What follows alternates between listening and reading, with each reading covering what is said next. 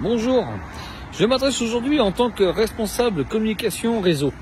Je m'adresse à vous, les membres adhérents, aux membres non adhérents et à celles et ceux qui peuvent se poser des questions. Pourquoi autant d'associations? Effectivement, pourquoi autant d'associations?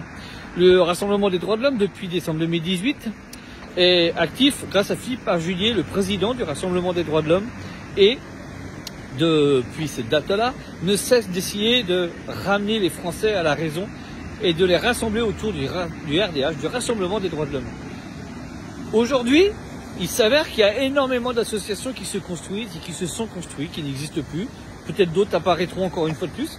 Mais pour quel but? Diviser les Français. Alors je ne vais pas les citer, mais il y en a énormément. Donc 3 dernièrement qui fonctionnent bien sur les réseaux. Mais à quoi bon? Le problème, c'est que chacun apporte son programme politique. Mais on fait de la politique intérieure. Et ce n'est pas en réglant les problèmes de la politique intérieure que nous arriverons à faire avancer les choses. Parce que la politique intérieure profite de ce système-là. C'est grâce à ce système-là qu'ils profitent de leurs aides financières. À savoir que le président aujourd'hui, actuellement en poste, qui a été élu, non pas au suffrage universel, mais on se demande bien comment, mais je vous laisse raisonner là-dessus, qui sert juste de, comment on pourrait appeler ça, de... le mot m'échappe, prestataire de service. Il exécute les ordres pour le bien fondé de ces hauts dirigeants qui derrière dirigent une bonne partie de la planète de par le fait qu'ils soient milliardaires et se permettent tout ce qu'ils veulent. Mais c'est pas en faisant la politique intérieure, parce que c'est du blabla tout ça.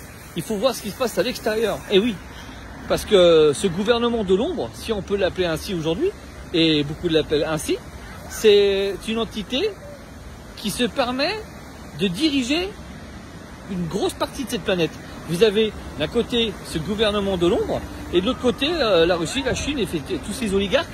Et ce sont deux mondes qui se rencontrent et qui se percutent. Il n'y a qu'à voir ce que ça donne aujourd'hui. D'un côté, il y a l'OTAN, on se demande qui c'est qui le contrôle avec l'OMS. Et de l'autre côté, vous avez les oligarques avec la Russie et la BRICS, tous ces alliés qui sont installés autour d'eux. Mais ça, c'est de la géopolitique.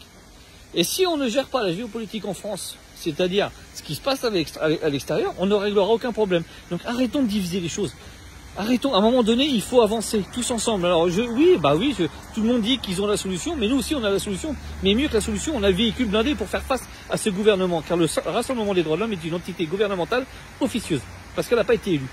À vous de l'élire aujourd'hui et de voir à quel point, en 24 heures, ce gouvernement peut tomber. Je vous l'assure. Rejoignez le RDH, www.lerdh.fr, adhérez, faites des dons. Mais comme ça, on y arrivera tous ensemble. À très vite, on vous attend.